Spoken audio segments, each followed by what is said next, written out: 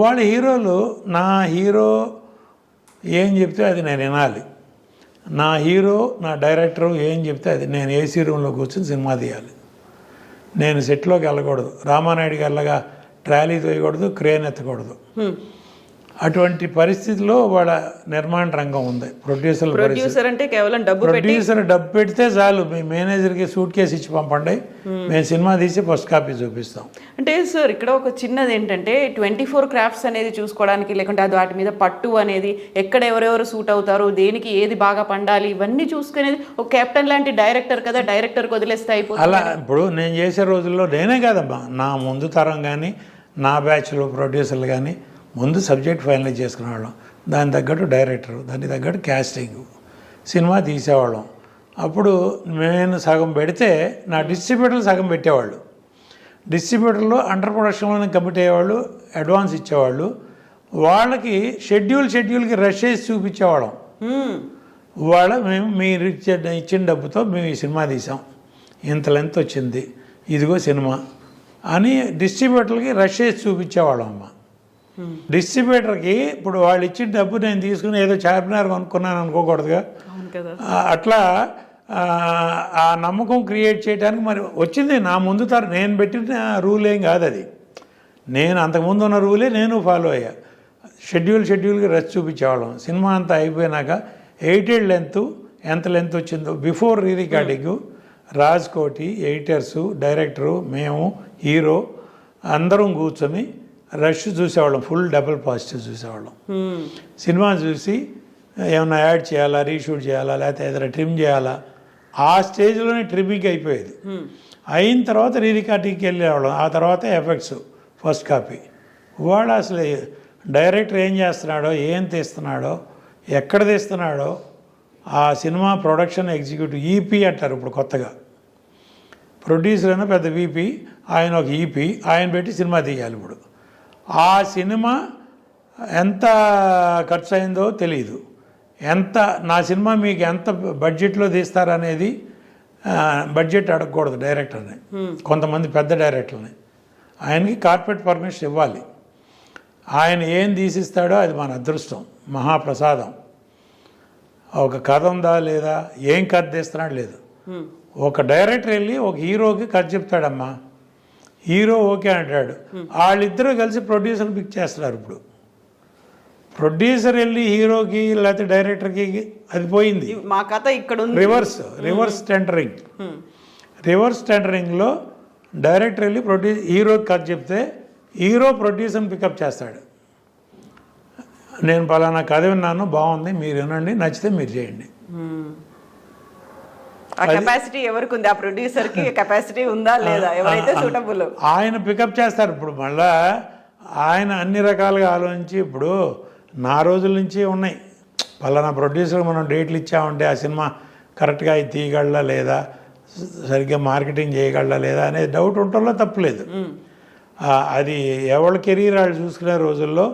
కానీ వాళ్ళు పిక్ చేయటమే ముందు ప్రొడ్యూసర్ని, పలానా ప్రొడ్యూసరు ఆహా పర్వాలా, ఈయనకి ఒక 5 కోట్లు 10 కోట్లు లాస్ వచ్చినా తట్టుకోగలడు అటువంటి వాళ్ళని పెడుతున్నారు. ఇప్పుడు సోకాళ్ళు ఇప్పుడు పలానా అని చెప్పకూడదమ్మా, వాళ్ళు డైరెక్టర్లు సినిమాలు తీస్తున్నారండి. ఇప్పుడు శంకర్ ఫర్ ఎగ్జాంపుల్ నేను చెప్తున్నా, నిన్న రిలీజ్ అయింది ఇండియన్, అవును, భారతీయుడు 2. ఆ రిపోర్ట్ ఏంటో నాకు తెలుసు. నేను సౌత్ ఇండియన్ ఫిలిం ఛాంబర్లో ప్రెసిడెంట్గా ఉన్నప్పుడు లైకా ప్రొడక్షన్స్ వాళ్ళు ఆ శంకర్ మీద కంప్లైంట్ పెట్టారు. ఇది ఒక బడ్జెట్ మాకు రిటర్న్గా అగ్రిమెంట్ ఇచ్చి అనుకున్న బడ్జెట్ ఖర్చు అయిపోయింది, సినిమా 70% కూడా అవ్వలేదు, ఇంకా కంప్లీట్ చేయాలంటే నాకు కార్పొరేట్ పర్మిషన్ ఇస్తే కానీ నెక్స్ట్ షూటింగ్ ప్లాన్ చేయను అని కండిషన్ పెడితే ఆ ప్రొడ్యూసర్ లండన్ సుభాస్కర్ నాకు ఫోన్ చేసి ఇట్లా ఉంది, ఏం చేయాలంటే మరి ఏం చేయమంటారన్న. మేము కంప్లైంట్ పంపిస్తాం, మీరు టేకప్ చేయండి అన్నారు. చేశాను, వాళ్ళని పిలిపించాం, మాట్లాడాం. తర్వాత వాళ్ళు మళ్ళీ డైరెక్టర్తో గొడవ ఎందుకులే అని కాంప్రమైజ్ అయ్యి ఏదో ఒక బడ్జెట్ అనుకుని కంప్లీట్ చేసి, ఆ అనుకున్న బడ్జెట్లో కూడా అవలా. తర్వాత 236 కోట్లు అగ్రిమెంటు, 230 తర్వాత ఇంకొక 150 కోట్లు ఎక్స్ట్రా ఇచ్చేదట్టు ఆ సినిమా కంప్లీట్ చేయడానికి. అది కూడా అయిన తర్వాత ఇప్పుడు 600 దాకా అయిందని అంటున్నారు.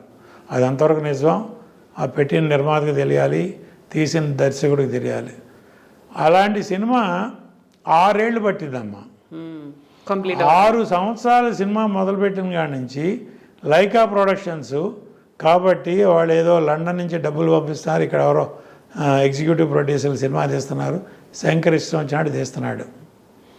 తీస్తూ ఉంటే కంప్లీట్ మధ్యలో పాండమిక్ వచ్చింది. అఫ్కోర్స్ ఒక 2 ఇయర్స్ పోయింది. ఆ టైంలోనే ఈ కంప్లైంట్ ఇదంతా వచ్చింది.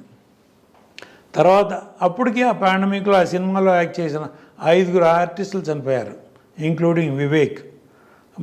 మెయిన్ క్యారెక్టర్ వేసే వివేక్తో సహా చనిపోయారు. 5 చనిపోయారు పాండమిక్లో. అది మార్చి ఇది మార్చి కథ మార్చి మళ్ళీ ఎట్టాగొట్ట కంప్లీట్ చేసి బయట. నేను ఆ రోజున వాళ్ళకి లైకా ప్రొడక్షన్స్కి ఒకే ఒక సలహా చెప్పా, ఇప్పుడు వరకు మీరు 236 కోట్లు పెట్టామన్నారు, ఇది పోయింది అనుకోండి, మీరు ఫర్దర్గా పెట్టే ప్రతి రూపాయి లాసే వస్తుంది, జాగ్రత్త అన్న. నేను అంత వారం చేశాను, వాళ్ళని కావాలంటే అడగండి. చేస్తే కాదు సార్ మాకు ప్రెస్టేజ్ ఆగిపోతే సినిమా బాగోదు, కమలాసన్ గారి సినిమా ప్లస్ మా బ్యానర్కి ఇమేజ్ అది ఇదంటే సరే మీ ఇష్టం. కార్పొరేట్ పర్మిషన్ ఇచ్చారు, సినిమా తీశారు, ఇది పరిస్థితి. అది ఇంకా దానికి ఇండియన్ 3 ఒకటి వస్తుంది మళ్ళీ, మీరందరూ కాసుకోండి. రీజన్ ఏమై ఉంటుంది అనుకుంటున్నారు మీరు? కథా కాకరకాయ లేదమ్మా. ఇప్పుడు అమ్మ మనం కథ అనుకుంటాం, కథ తగ్గట్టు డైరెక్టర్ అనుకుంటాం, దానికి తగ్గట్టు ఆర్టిస్టులు అనుకుంటాం, వాళ్ళు మన కంట్రోల్లో ఉంటారు. నేను సినిమా తీసే రోజుల్లో అమ్మ నా కథ మొత్తం డైలాగ్ వర్షన్తో సహా రెడీ అవ్వాలి. స్క్రిప్ట్ రీడింగ్ 2-3 సార్లు చేసేవాడిని. ఒక సినిమా చేస్తానే ఇంకో సినిమా పని చూసేవాడిని నేను.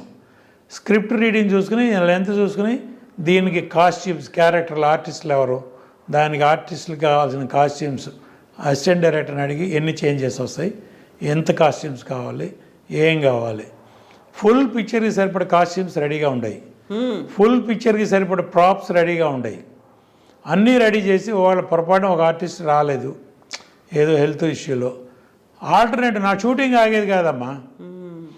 ఆల్టర్నేటివ్ ఏంటి, పలానా పని ఇదే ఆర్టిస్టులతో వేరే సీను, దానికి తగ్గట్టు కాస్ట్యూమ్ లేవు, ప్రాప్స్ లేవు అని అనకుండా మొత్తం రెడీగా పెట్టేవాడిని. అన్నీ ప్రీ ప్లాన్డ్గా పెడితే 32 నుంచి 35 రోజులమ్మా నేను పర్ సినిమా, అంతకంటే ఎక్కువ షూటింగ్లు చేయలే. దానవీర సూరకర్ణ ఎన్టీ రామారావు గారు 3 వేషాలు ఒకే ఫ్రేమ్లో 3 రామారావు గారు కనబడతారు. 3 వేషాలు, ఆయన డైరెక్టరు, ఆయనే ప్రొడ్యూసరు, అన్ని బాధ్యతలతో 45 రోజుల్లో ఆ సినిమా కంప్లీట్ చేశారు. With so much in camera work, graphics లేవు ఆ రోజుల్లో. మిచెల్ కెమెరాలో 3 రామారావు గారు ఫ్రేమ్లో ఒకేసారి కనపడేవాళ్ళు. ఆ సినిమా 45 రోజుల్లో రామారావు గారు చేశారు. ఒక డెడికేషన్ అమ్మ. అదే ఇవాళ 6 సంవత్సరాలు కాదు 10 సంవత్సరాలు ఇవ్వండి, ఎవరైనా తీయమని చూద్దాం.